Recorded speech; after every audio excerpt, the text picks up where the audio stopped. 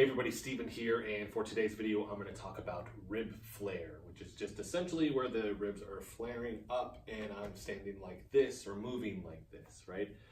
Something that I've seen a lot more at the gym lately, which is one of the reasons why I want to do the video, not just out of people that I see there, but also out of trainers because they're cueing the ribs to come up.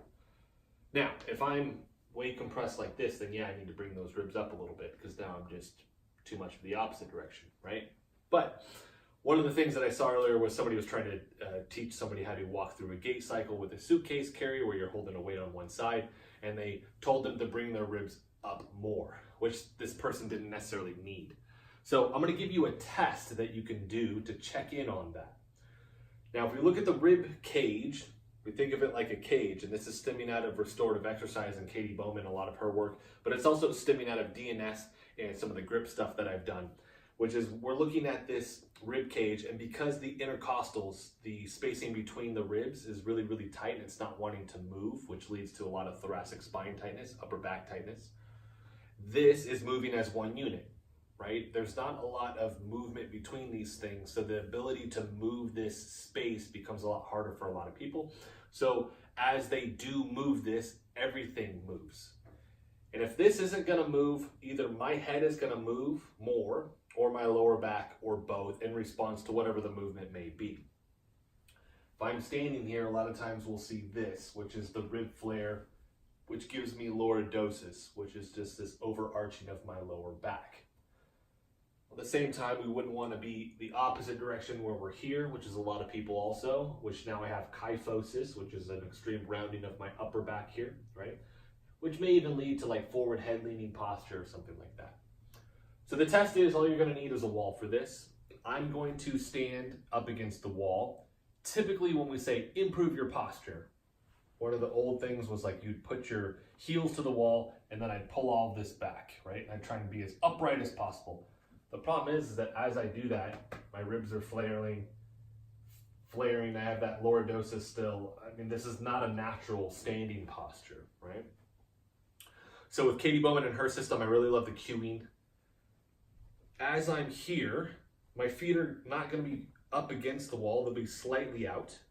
And then, instead of there being spacing behind my lower back, I'm going to take my ribs and I'm going to pull those down, right? So it's stacked better. Now there's not that huge spacing in between my lower back and the wall.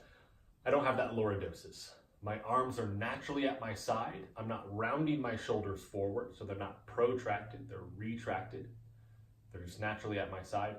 And then my head, I'm not forcing it to go back. I'm just naturally stacking the ear kind of over the shoulder. And we're gonna move on to another part which is going to address that even more, which is once I'm here, I simply take that from the wall and then I translate it to standing. So what I'm looking for, right, is I want the ear kind of stacked over the heel, so my head's not way forward like this. I'm also not pulled back like this.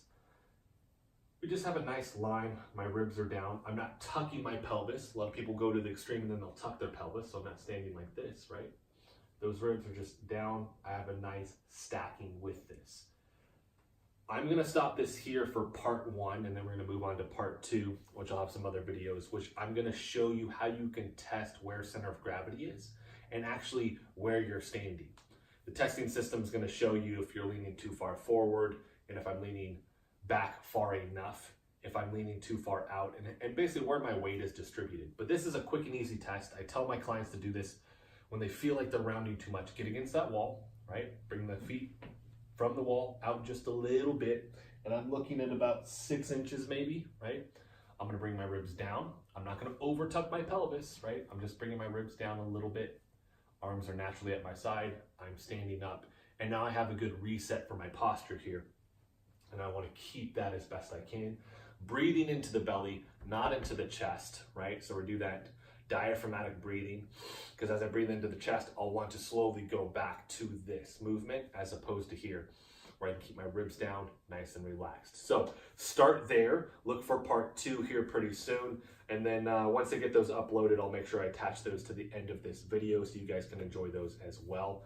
If you have any questions, comments, let me know in the section below. If you like the video, hit the like button. If you want to continue to follow along with all of my content, please hit the subscribe button for me. And thank you so much for watching.